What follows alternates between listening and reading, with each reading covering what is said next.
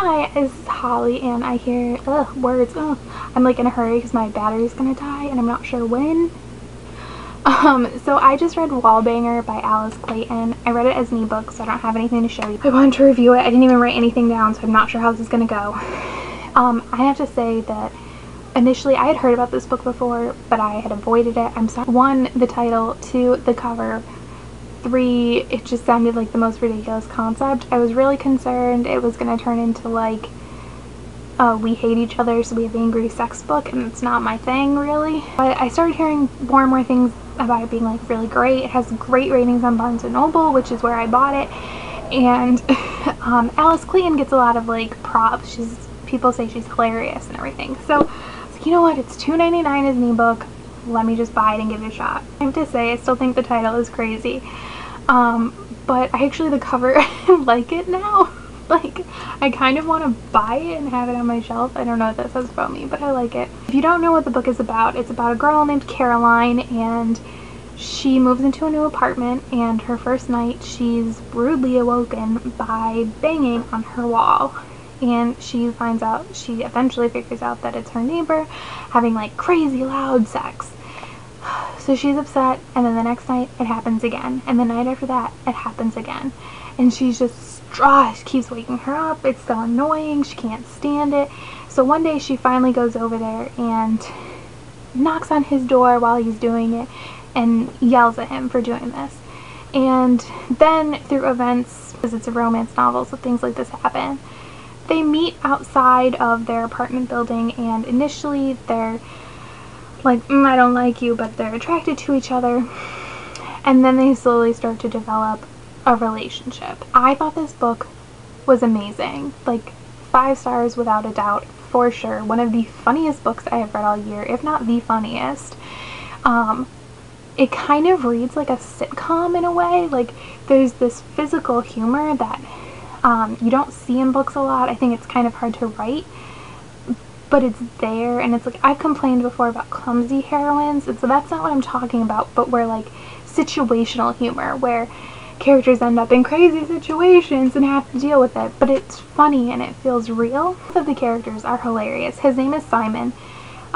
They have great banter and wit, and neither one of them is like better than the other. Like, they both give as good as they get, which is fantastic. But I loved their relationship. It doesn't get sexual until like it's over 200 pages into it, like pretty far into it, which I really, really appreciated, because these characters got to know each other in a different way and kind of build a friendship first. Even though they knew that they were attracted to one another, it was like they both wanted to stay away from that. And she does it in this great way. So they kind of just start hanging out and spending time together, and there's this one scene where he comes over to her place and she's making dinner, and he just like is so at home in her apartment, in her kitchen, in not a weird creepy way, but just in like a comfortable way, that like she's making pasta and he drains the pasta for her. And it shows you in this like really subtle way that they're building this relationship and you want them to be together. The other thing I liked about it is that it wasn't this like overly emotional, intense book. Basically all of the plot and all of the issues or conflict is driven by them, like their personal relationship. So it's not this big thing trying to keep them apart or anything like that. It's just them growing as a couple, and it's kind of nice to see a book like that. Also, there's some really great side characters in here. She has some good friends, he has some good friends. Her boss is funny and I like her. And then Caroline has a cat named Clive, and he is like a character. Oh my gosh, he is so funny, and I love him. He's like the funniest cat. He literally feels like a real cat, or like a person almost. Like, he's commenting on things, and like she'll be like, and like he's judging her life, or you know, he's just hilarious, and I love him. I would highly recommend it. Like I said, the concept is kind of crazy, the title is kind of weird, but it's really, really good. These characters are amazing. oh, it's told in first person from Caroline's perspective, but she does this really interesting thing where there's chapters where there's text messages, which I'm a big fan of text in books. So you'll see like text between Caroline and people, but you'll also see text between other people. So you kind of get insight, so like between her friends and their boyfriends, or between Simon and people that aren't her, and it gives you an interesting insight. Or there's this one chapter where you're kind of in other people's heads. It makes sense when you read it, but it's nice to get this like more well-rounded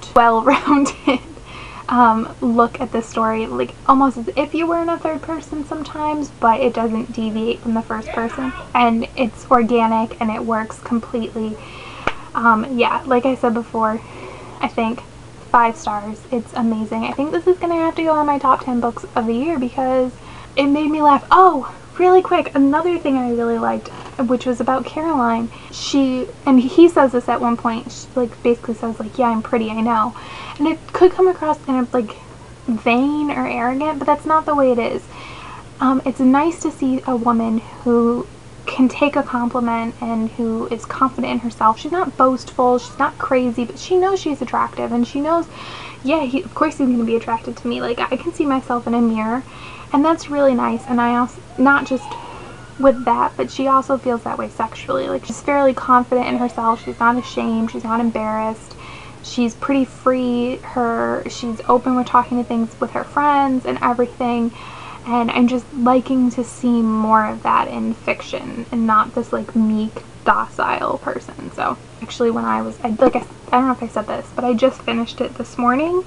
And then today when I went to Target to go grocery shopping, I of course went to the book section and bought Rusty Nailed, which is the sequel. And this is a direct sequel. So it is about Caroline and Simon and hopefully Clive.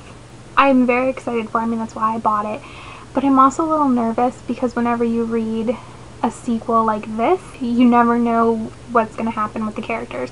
And maybe I should have waited to read this until I did this review, but I don't know.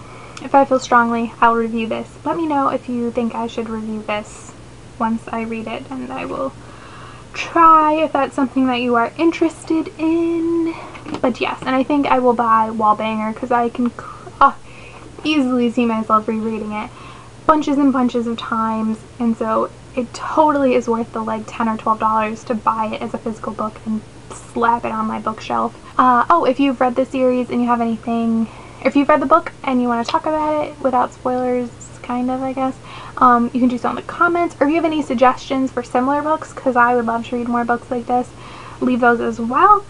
And thanks for watching. Bye!